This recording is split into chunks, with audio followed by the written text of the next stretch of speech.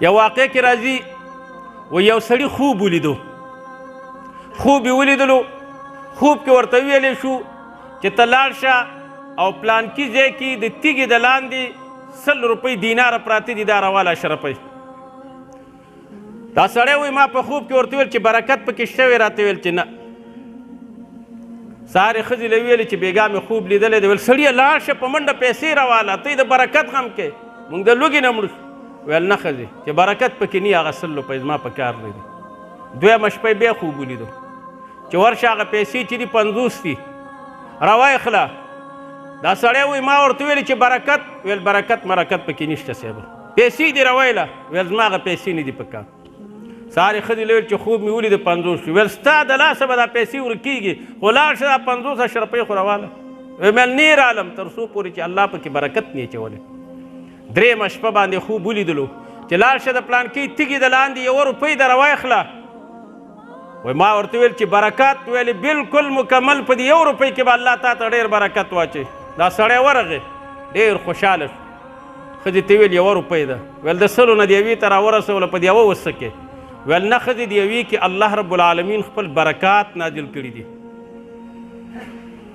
وایي دا 1 روپۍ مې راواغېستله او ډېر زیات خوشحاله یم ځکه چې وعده را سره شوې ده چې په دې 1 روپۍ کې برکت دی. دا 1 روپۍ راوړه زما وروڼو. وایي کله مې چې راوړله کور کې مې ویل 1 روپۍ د څه بس 4 شی پرې راوړي. بازار ته ووتم او په بازار کې ګرځم چې په دې 1 روپۍ څه شی والم، ډوډۍ پې تیاروالم، غوښه ورباندې والم، نور څیزونه پې واخلم. بالاخر یو مئی راته د میانو د کبانو والا سره مې ولیده، ډېر زیات مې خوښ شو. ورلم ویل دا مئی په څو وی، راته ویل چې دا په 1 اشرفۍ دینار د 100,000 روپۍ. وایي مال دا 1 روپۍ واله او دا مئی راله راکه. مئی مې راوړلو کور ته. ښځې ته مې ویل چې په 1 روپۍ 1 مئی وشو. وایي راته ویل 100 روپۍ به دې اخیستې وې، اوړه به هم پې شوی وې، غوړي به هم پې شوی وې او میان به دې هم پې اخیستې وې. د 1 روپۍ خو همدغه 1 مئی. وایي مال ښځې غږېږه ما الله رب العالمین به د 1 مئی کې او د 1 روپۍ کې برکت اچوي. ښځې چړه راوړه، چړه یې راوړله، سره او لکۍ مې ترې کټ کړله چې سیرې مې کړه چې ګورم د مئی په منځ کې یو ملغلره پرته ده. ښځې ته مې ویل ته مئی پوخ کا او زه تا په پیسو مړومه. ملغلره مې واغېستله، زرګر له ورلم.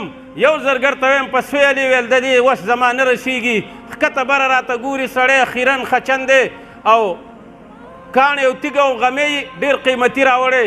دویم زرګر له ورلم، دریم له ورلم.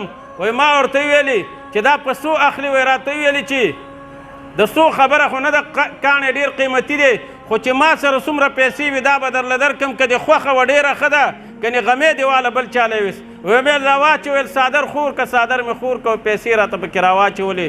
وایي ما ته ویل دقه پیسې ما سره په ټوله زرګرۍ کې دي، نور څه نشته دي. وایي مې دا ډېر شی دي چې د یوې نه الله راته دومره جوړه کړه، نو د دې پڼ نه خو ډېر څه جوړی. پڼ مې راوړو. ښځې له مې ویل ګوره الله چې پکې برکت اچولی د یوې نه یې راته یو پڼ کړ. نو زما عزتمندو هغه مال چې هغې کې برکت وي، هغه مال مه خوښوئ چې د چا اوښکې پکې، د چا وینه پکې، د چا جړه او فریاد پکې، د چا خیري پکې.